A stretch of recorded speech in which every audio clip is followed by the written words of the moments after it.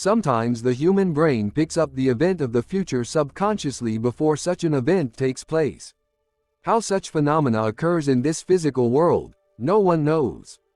The evidence suggests that our human brain, somehow, acts as antennae and catches glimpses of the future. This strange and bizarre flow of information is received by most people in various ways. The common modes are dreams and visions. People often ignore such precognitive knowledge, or, in many cases, brush it aside, terming it absurd. However, the writers are exceptions to this rule. They use such knowledge in their novels, stories, and other literary works, thus preserving material evidence of such precognitive knowledge of those events that will happen in the future. No one can deny the hard evidence of such information received in the form of dreams, visions, prophecies, and creative thoughts and preserved in well-documented books when it is compared with the actual events that take place decades later. In this video, we will talk about such precognitive information that was received by two well-known writers and that was well preserved in two novels and two stories, written decades ago as compared to such events that took place later. These two novels and two stories are related to the sinking of the two ships, and one such ship was the famous ship Titanic, which sank in April 1912 in the North Atlantic Ocean. It seems that the Titanic was destined to be doomed on her maiden voyage. The first novel and both stories are related to the most famous ship in history called Titanic, which sank in April 1912 while on its way from Great Britain to America. The sinking of the Titanic is considered one of the greatest events of the 20th century.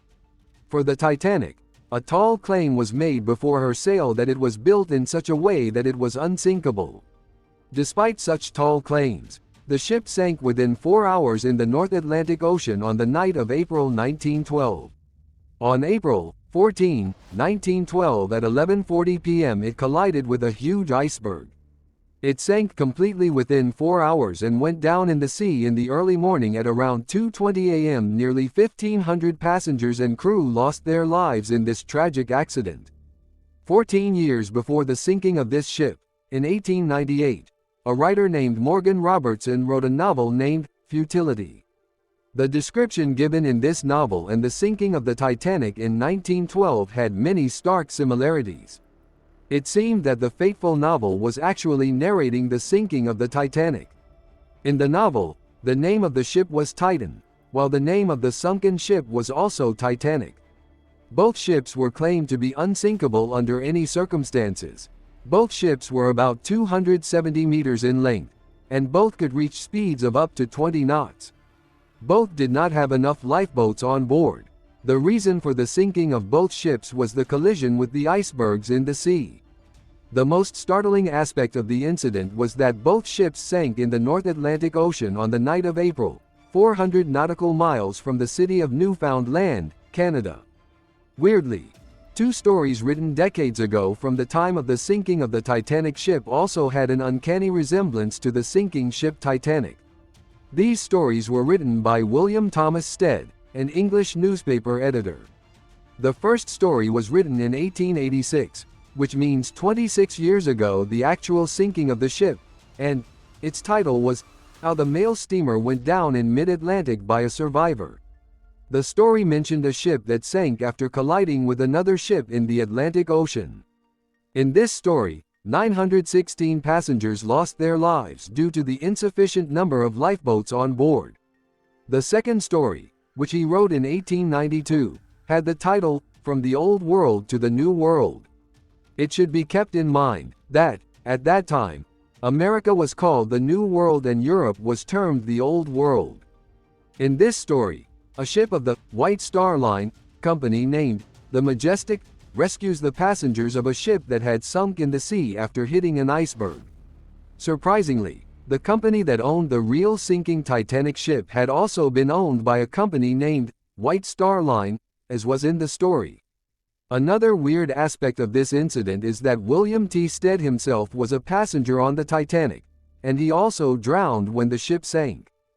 The second novel was penned by the famous writer Edgar Allan Poe, who was known for his mystery tales, which were sometimes so sordid and thrilling that they bordered on being unreal. In 1838, he wrote a novel, whose name was The Narrative of Arthur Gordon Pym of Nantucket. In this novel, Pym, the hero of the novel, undertakes an adventurous sea journey with his friend Augustus in Augustus' family-owned vessel called Grampus. During the journey, a mutiny takes place, which leads to the killing of several sailors on the vessel. At the end of the mutiny, only Pym, his friend Augustus, and 2 mutineers survive. One mutineer's name is Dirk Peters, who initially mutinied against the Augustus family but later sided with Pym and Augustus. The 4th person is Richard Parker, also a mutineer, but Pym and Augustus spare his life as they need the vessel to be operated. On their way back, their vessel faces a mighty storm that tears apart the sails and causes flooding of the hold of the vessel. However, they somehow manage to survive. As the storm abates, they find themselves safe for the moment, but without any provisions to eat or drink. Over the following days, all men face certain death by starvation and thirst. As time passes, with no sign of land or other ships, Richard Parker suggests that one of them should be killed so it can be used as food for the others. They draw straws, following the custom of the sea, and misfortune falls upon Richard Parker, and he is sacrificed. This gives the others a reprieve. In the meantime, Augustus also dies. The other storms also batter their ship, and it capsizes. Pym and Dirk Peters survive by holding the upturned hulk of the ship until another ship arrives and both are rescued. After 46 years of writing the novel, there was a yacht known as the Mignonette. It was not designed for long-distance voyages. Its owner, Australian lawyer Jack Want, bought it in 1883 for leisure trips. On May 19, 1884, it was sailed from Southampton, England, to Sydney, Australia, a trip of about 13,000 nautical miles. Jack opted for a yacht to sail from England to Australia to save money, as transporting it on any ship would have cost him more money. He hired a crew consisting of Tom Dudley as the ship's captain, Edwin Stevens, Edmund Brooks, and Richard Parker, the 17-year-old cabin boy, who was an orphan and an inexperienced seaman. The 4 set off that day in 1884. On the 5th of July, the yacht was running northwest of the Cape of Good Hope. The vessel was struggling, and shortly after the crew turned in for the night, a large wave struck the yacht, and Captain Dudley realized that the yacht was doomed and ordered the only lifeboat, a flimsy 13-foot dinghy, to be lowered. The Mignonette sank within 5 minutes of being struck, and the crew abandoned the ship. No water or supplies could be brought on board the lifeboat except 2 tins of turnips, which lasted for just a few days. By the 20th of July, 17-year-old boy, Richard Parker, fell ill. A tradition of sailors called drawing lots was carried out to choose a sacrificial victim who would be chosen to die to feed the others. As Richard Parker was seriously ill and almost unconscious, so they all agreed and killed him for his flesh and blood to save their lives.